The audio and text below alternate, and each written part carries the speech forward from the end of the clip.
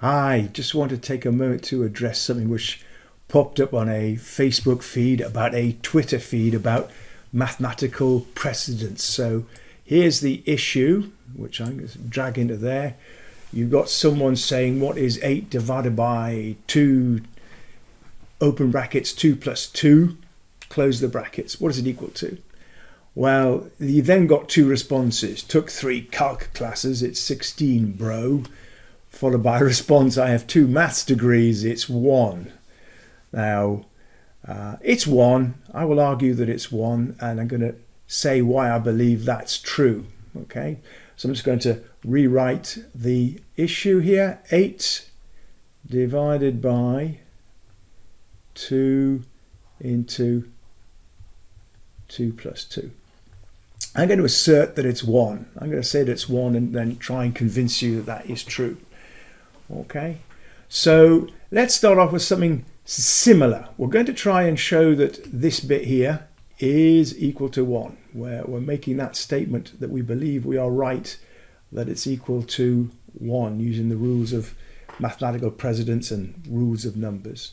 So I'm going to start off with a statement which I hope no one can disagree with and say 8 divided by 8 is equal to 1. We can agree on that, I hope.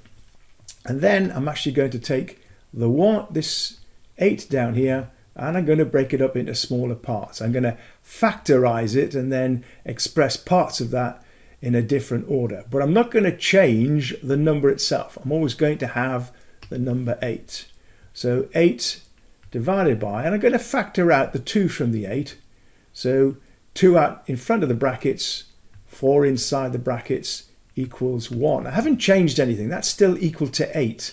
So we still got 8 divided by 8 equals 1.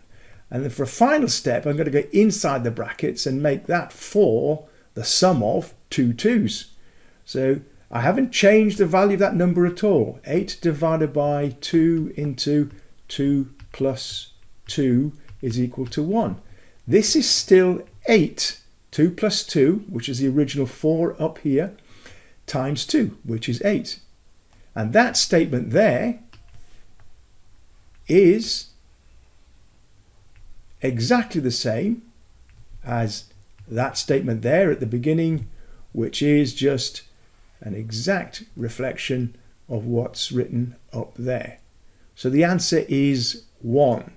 You can't bring in arguments about precedence of this division sum until you resolved all of the points about the distribution and the summing up inside the brackets. That's where many people fall down with their arguments. So I hope that's slightly clearer.